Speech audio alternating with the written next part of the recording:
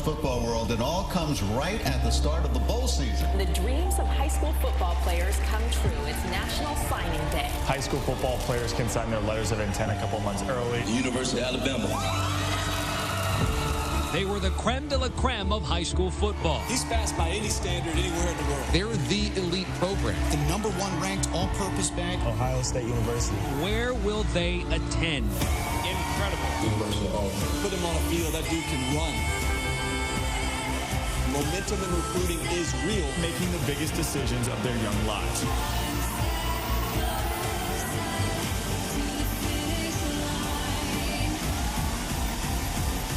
National Signing Day on CBS Sports HQ.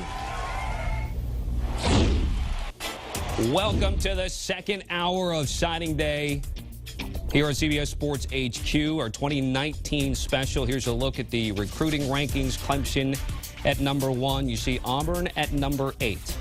And just outside of that, maybe South Carolina, Tennessee, trying to get a big get because there is a guy we're going to be talking to who's going to make a decision in either way which school he picks will have a big impact on the rankings. What's good, streaming people? Tommy Tran here in our Fort Lauderdale studios. Let's go to Wilcox County, Georgia for a signing day alert. One of the top linebackers in the country, Desmond Tisdol, a 4-star guy, right? Is it going to be Auburn?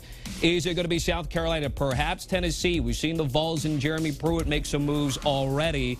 And without further ado, let's head out to Georgia and get a chance to talk about Mr. Desmond Tisdale. 4 stars, 229, and the position rank right there around top 10. 6 feet, 215 pounds.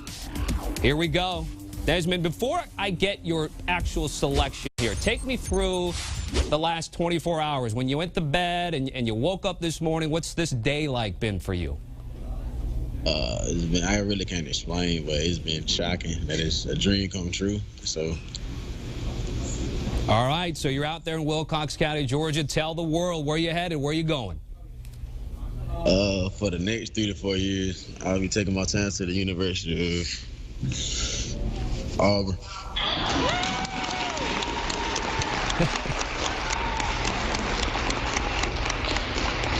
There it is. Desmond Tisdale going with Auburn, going Clark Kent / Superman. I said he came into the break wearing the Ralph Lauren polo. He's coming out wearing the Auburn Tigers. Take us through the decision process here, Desmond, and why Gus Malzahn and Auburn. The first time I went to Auburn, it was Big Cat Weekend, and it felt like a family there. Everybody treated me the same, so, and I like the atmosphere as well, so it just felt like home. How excited are you to be joining the Auburn Tigers and getting a taste of SEC football? I'm really excited, ready to go out and compete with some of the best. Now, obviously, it's the holiday season. We wish you and your family a Merry Christmas and Happy Holidays. Take me through the next month or so. What are you going to be doing? What are you going to be doing to prepare for, obviously, finishing out high school and getting ready for the college ranks? Let's see. Working out hard, staying on my grades. That's about it. All right. Desmond, certainly appreciate the time, man. Again, congratulations on choosing Auburn. We wish you the best of luck again. Merry Christmas, Happy Holidays to you. With that, let's go over to Steve Wilfong, who's been covering this here, really tracking down Desmond here. Steve, what are your thoughts here? Obviously, Auburn was in a driver's seat here. Maybe a late push from South Carolina or Tennessee. Well, I think that he wanted to go to Auburn all along. There was certainly some time where South Carolina had some momentum in this recruitment as well. And Tennessee, he flirted with the Vols, but Auburn, the relationship with Travis Williams, proximity to home, he's a big addition for the Tigers, who prior to his commitment had the nation's #8 recruiting class. And it's a really good second-level haul when you add Desmond Tisdol to the uber-athletic Wesley Steiner and then Cameron Riley, who I saw at the Alabama-Mississippi game this past week, who brings a pass rush presence off the end. I really like this linebacker class that Auburn has, Desmond Tisdol included. All right, so from one elite prospect on the defensive side to another, you got an update on Jordan Birch? Yeah. can't narrow. I mean, the four schools. You got Georgia, you got LSU, you got Clemson. We talked about those three earlier in the show and how you talk to sources around those programs and they feel like they're in it. Local South Carolina, I think that they still have a shot to land the 5-star defensive end from right at home as well. So really excited for that announcement later in the day. That's the one where you're really struggling to get it down to at least 2 schools. All right, that's the latest from Steve Wiltfong. We'll be continuing to track the latest development with one Jordan Birch, again, a 5-star guy. Columbia, South Carolina. Will be Clemson. Will it be Will Muschamp in South Carolina? We'll wait and see, and we'll deliver that to you as it happens here on HQ. Back to Desmond Tisdol, right? So this is a pretty good get for Auburn. They're going to make a little bit of a jump here. How big of a jump? Yeah, in the team rankings, they're jumping up from number 8 to number 7. So they're jumping Florida in the team rankings, which is obviously a positive move, just sort of climbing, getting some market share in the SEC. Just on a personal note, I mean, I really like Desmond Tisdol on film. You watch the way he plays. He is a extremely active player who plays a lot of running back. Like, some of his most impressive film is where you see the acceleration and the feet at running back. But he's also a guy that plays basketball, plays baseball. He is the new age linebacker in terms of athleticism trumps size. And so he is undersized, though. And so he has to, like, that's not for everyone. Some of these schools still want these big, strapping linebackers.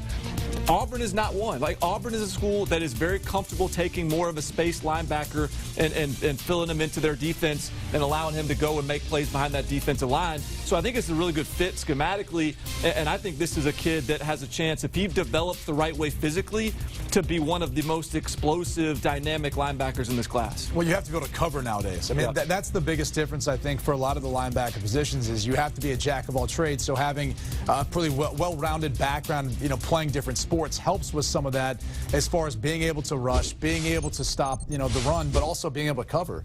A lot of these running backs now are getting better and better, and offenses are doing a better job of utilizing them in the passing game.